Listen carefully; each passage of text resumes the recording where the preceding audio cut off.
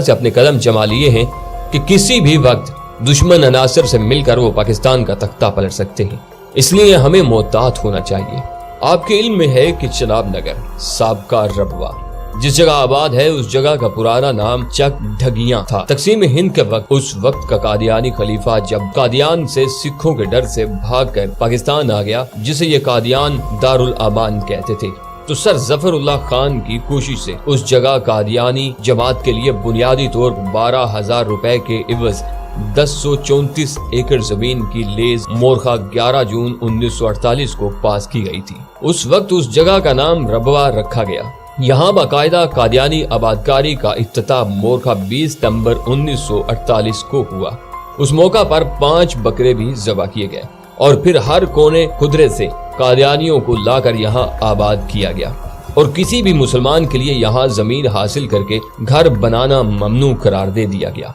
यूं यहाँ रियासत के अंदर एक रियासत बनाई गई। इस वक्त चनाब नगर शहर का आबाद रकबा तकरीबन 24 मुरब्बा किलोमीटर है।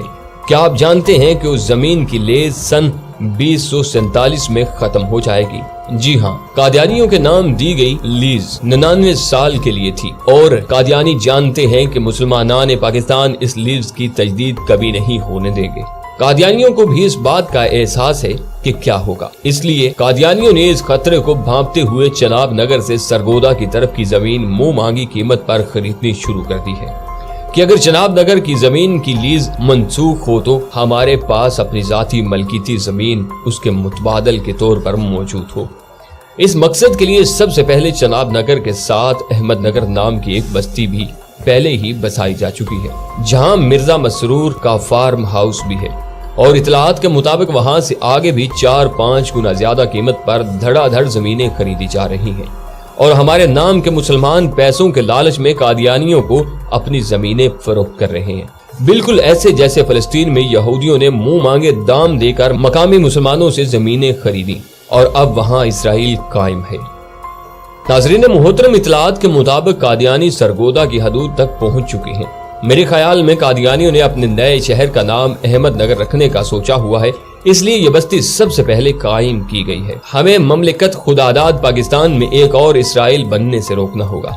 उसके लिए लोगों को बताना होगा कि थोड़े से दुनियावी फायदे के लिए अपनी आखिरत को बर्बाद न करें, अपनी जमीनें इन्हें न बेचें। इसराइल की मिसाल आपके सामने है कि छोटा सा हजम रखने वाला मुल्क कितना ताकतवर हो चुका है। यहूदी फलस्तीन के छोटे से रकबे पर कदम जमाने के बाद आज फलस्तीन के बड़े हिस्से पर काबिज हो चुके हैं और जब चाहते हैं वहां के बकिया मुसलमानों को बमबारी से मार रहे हैं।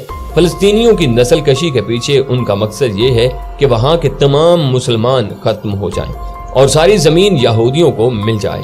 नाज़रीन मोहतरम, मेरे ख्याल में यही फार्मूला पाकिस्तान के लिए अपनाया गया है।